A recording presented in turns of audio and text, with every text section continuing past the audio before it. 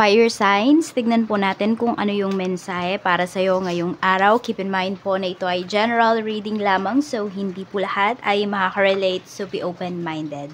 Sa mga hindi pa po nakasubscribe dito sa ating channel, please subscribe na po kayo and palike na din po ng ating video. At sa mga nais pong mag-avail ng ating private readings, ng ating Evil Eye Amulet, ng ating Tears Bracelet, makikita nyo po yung link sa description box, Tarot Intentions by Aliana Reyes. Tignan po natin kung ano ba yung mensahe para sa'yo ngayong araw.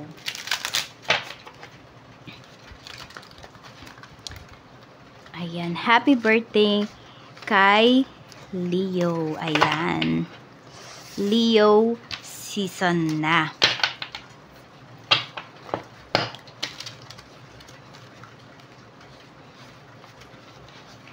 Ay, ang dulas ng card natin. So, mag-iingat po kayo kasi still may bagyo pa rin, maulan pa rin. Kaya, ingat po tayong lahat. Mensahe po para sa'yo. We have to search for the truth. Is it right in front of you? It is right in front of you. So, ayan daw, yung mga hinahanap mong kasagutan, yung mga hinahanap mong katotohanan, nasa harapan mo lang daw yan. Minsan lang kasi nabubulagan tayo because of the situation or because of our feelings. Kasi pwedeng mas nangingibabaw po yung nararamdaman natin, kunwari towards sa isang sitwasyon, towards sa isang tao, or towards sa isang bagay. Kaya wag daw kayong magbulag-bulagan dito. Yung mga sagot daw ay nasa harapan nyo na. Minsan nga sinasabi na sa inyo ng isang tao pero in denial pa rin po kayo. Tignan natin ano pa yung mensahe. So may mga marireveal po sa'yo dito ngayong araw. So iba naman sa inyo, hindi naman yan mga big events sa life niyo. For example, yung iba sa inyo may hinahanap lang po kayo. So pwedeng mahanap nyo na yon, or di ba nga parang sinasabi nyo minsan, parang napapaglaruan ako kasi may hinahanap ako. Alam ko dito ko lang yung nilagay pero hindi mo makita. Yung mga tipong ganon. Tignan natin ano pa po yung mensahe para sa'yo. Overall energy, spirit guide, ngayong araw na ito. Ano po ang overall energy ni fire signs, Aries, Leo, Sagittarius. Mayroon tayo ditong the moon. So, meron dito, may nako-confuse. And yes, meron nga dito sa inyo, no? Mayroon pong tinatago sa inyo. I don't know kung kayo ba yung may tinatago or may tinatago sa inyo yung ibang tao. So, we have the moon energy. So, may mga bagay po dito na pwedeng hindi talaga kayo maintindihan. Not because mahina yung isipan ninyo, fire signs, kung hindi nga, pwede kasi na mas nangingibabaw po talaga yung inyong emosyon. So, tignan pa po natin ano pa ba yung mga pwedeng mangyari ngayong araw. We have the star. So, may pag-aayos po dito, may reconciliation kasi na pinapakita dito.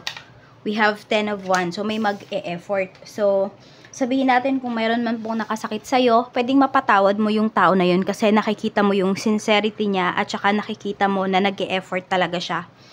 Kung ito man po ay asawa mo, ayan, kung meron siyang nilihim sa'yo, so pwedeng mapatawad mo siya or pwedeng pabalikin mo siya sa buhay po ninyo. We have Page of Pentacles. Ayan. So, meron din dito ngayong araw, kahit maulan, yung iba po sa inyo, may bagyo, parang walang makakapigil sa inyo. For some of you, pwedeng mag-a-apply pa rin po yung iba sa inyo ng trabaho. Bakit? Kasi yung iba po pwedeng hindi naman na kayo directly or personally magpupunta or magpapasa ng inyong resume. For some of you po, pwedeng sa online nyo na lang yan gawin. So, tignan nyo po, di ba may mga emails yung mga companies eh. Try nyo po na dun magpasa ng resume ninyo, lalo na kung nalalayuan po kayo at kulang kayo sa pamasahe. Try nyo po yung gawin, try nyo pong tignan yun, yung ways na yun. Tignan natin ano pa yung mensahe pagdating naman po sa iyong pamilya. Kamusta po ang pamilya, spirit guide? So we have Page of Cups. Tignan natin ano pa ba yung mensahe para sa iyong pamilya. Meron tayo ditong counsels, compass. Seek advice to steer judgment as insightful talks illuminates your journey. So, ayan po. Pwedeng meron ka ditong, di ko alam kung hihingan mo ba ng payo Okay? A family member na hihinga ng payo para po ikaw ay maliwanagan. Para ba mabigyan ka ng direksyon.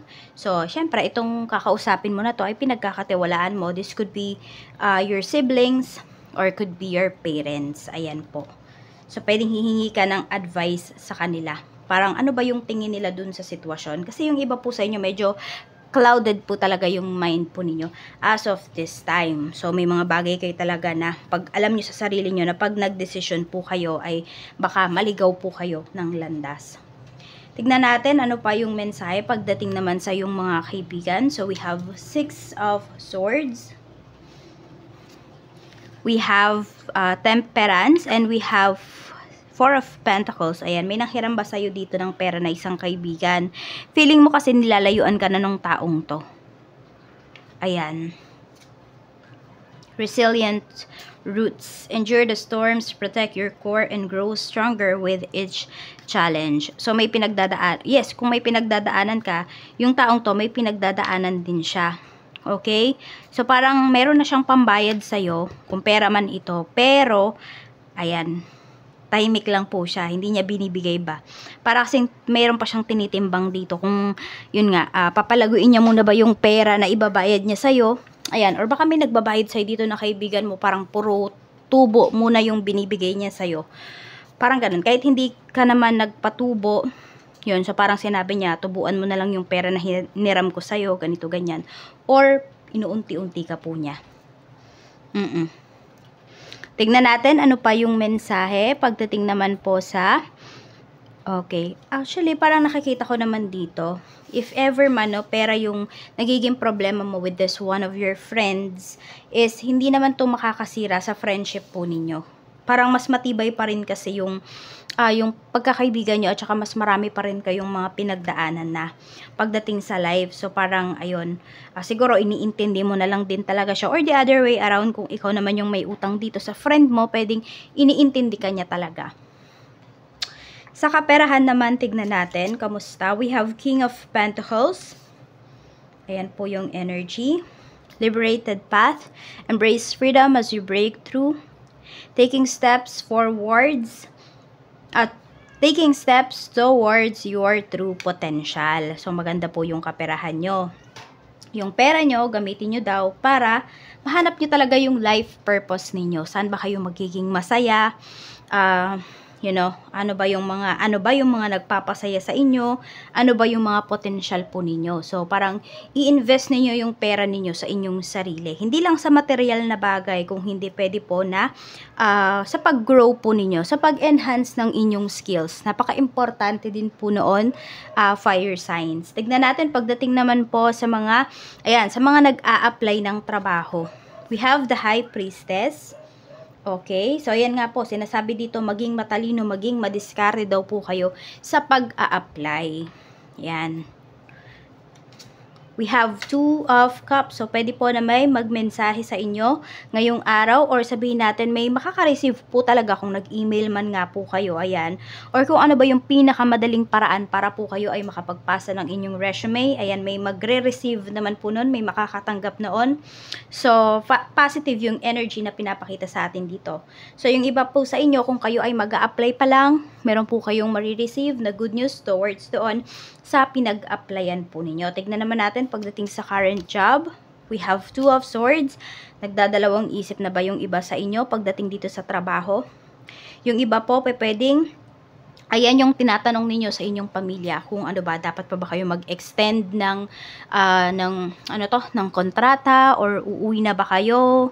Or ano ba yung gagawin ninyo? So, pwedeng dun po kayo naguguluhan as of this time.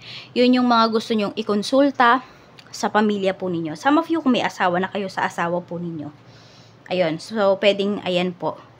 Yan yung tinatanong mo, dyan ka naku-curious, yan yung nagpapakabagabag sa'yo. Tingnan natin pagdating naman po. So, hindi kayo